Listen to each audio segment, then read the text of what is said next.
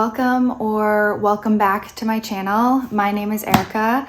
I am filming from my parents' bed and breakfast in New Hampshire this week because I just finished the new Sally Rooney book while I was up here, and I have a lot of thoughts, so I want to put them in a video. This video is going to be spoiler free. I want to kind of just talk about what I thought of the book. If you've read Sally Rooney before, you probably know that these books don't tend to be very plot driven per se. There's some plot, which I'm not going to spoil, but it's more about interesting character development. There aren't any twists in it. However, I am going to refrain from kind of giving away the ending or anything, so this will be a spoiler-free video. If you haven't read the book and you're wondering if you want to read it, you can stick around. This will mostly be just kind of high level, what I thought about the book, if I liked it, what I liked about it, without spoiling anything extremely material about what goes on in this. So without further ado, I guess let's jump into it. This is Rick's Reads.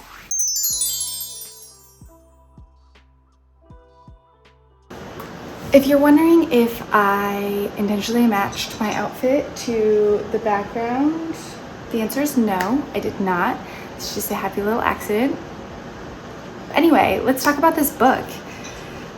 So for a little overview, so Intermezzo follows the lives of two brothers, Ivan and Peter, right after the passing of their father. So the story picks up right after the funeral, and Ivan and Peter are very different. I think their relationship starts out a little bit strained, mostly because there's about a 10-year age gap. Peter is a successful lawyer in his early 30s. Ivan is a 22-year-old kid who just graduated from college. He is like a chess prodigy, but his chess game, I think, has struggled a little bit, especially while he was dealing with his father being sick. And so now, after graduating, I think he's stuck with this decision. Does he continue with chess, or does he move on to kind of like a normal job?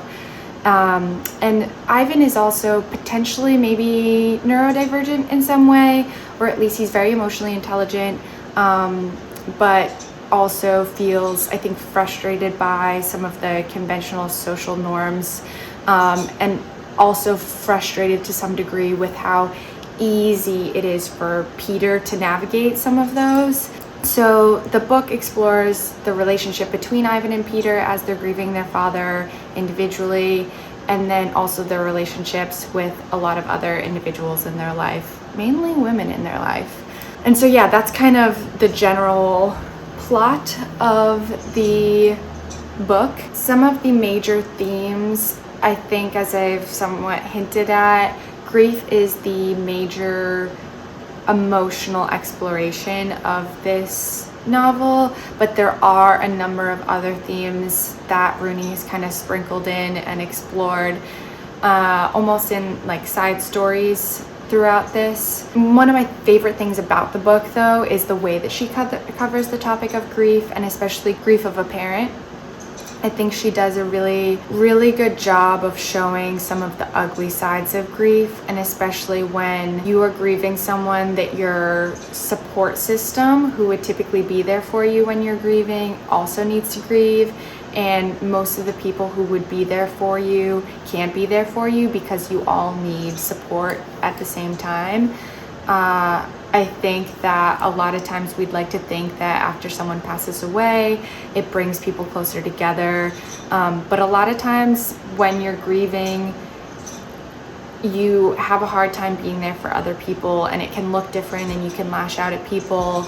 And I think that this book does a really good job of kind of exploring some of the uglier sides of grief, and I've already kind of recommended it to a number of people who have lost a parent and maybe had similar things happen, where it can be a little bit confusing and it can just make it extra hard when you're dealing with grieving, but then you're also dealing with what else is going on in your life when you're trying to grieve. The style of this book is similar to Rooney's other novels, so it's just really deep and complex kind of character portraits that she does, and exploring relationships between people, so kind of different webs of relationships and how they all impact each other.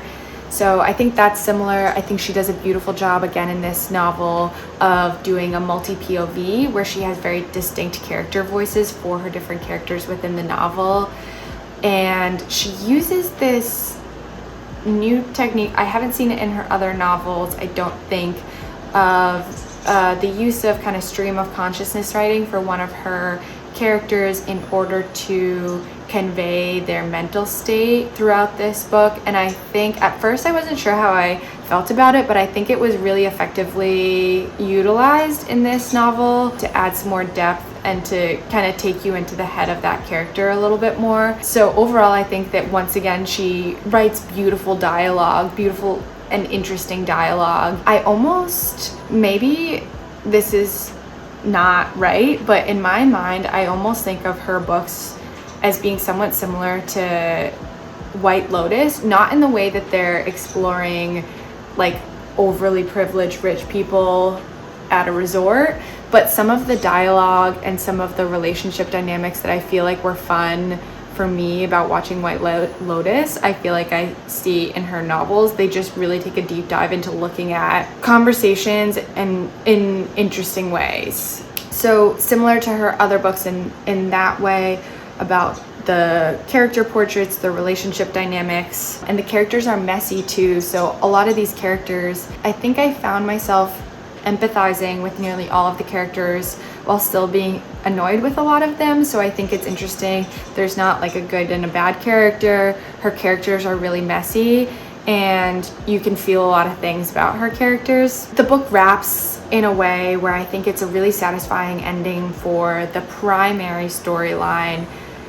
However, and maybe I just need to process this book a little bit more, maybe I need to chat with someone about it, but I think some of the side storylines I still have so many questions on, and I'm almost wondering if, you know, some of those side stories feel unresolved, but if it's almost kind of a metaphor for how life continues to go on, like while you're grieving, and those side stories were almost like, yeah, you're grieving, but that's not all that's happening. All these other things are happening at the same time.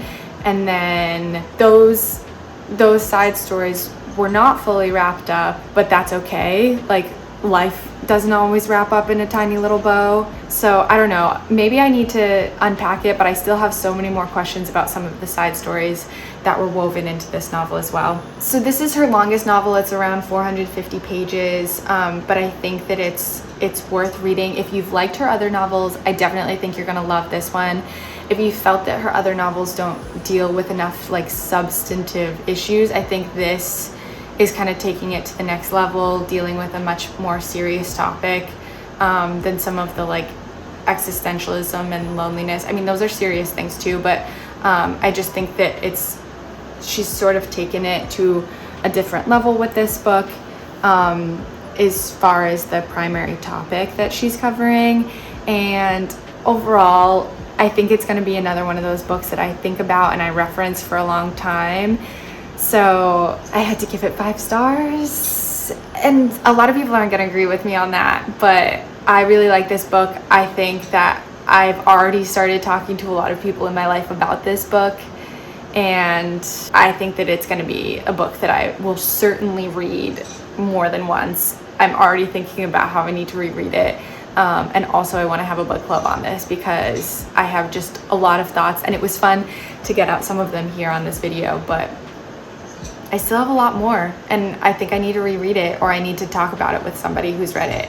But anyway, I definitely think that this book is 5-star. If you like Sally Rooney's other book, if like this style of book, like literary fiction, character exploration, like looking at relationships is not your thing, maybe you won't like this. If you are looking for a happy book, this is dealing with grief, so maybe that won't be what you're looking for. But I thought it was an amazing book and I really loved it, and I am looking forward to like passing it off. I already gave it to my mom next, and then I'm hoping more people in my life will read it so I can talk about it some more.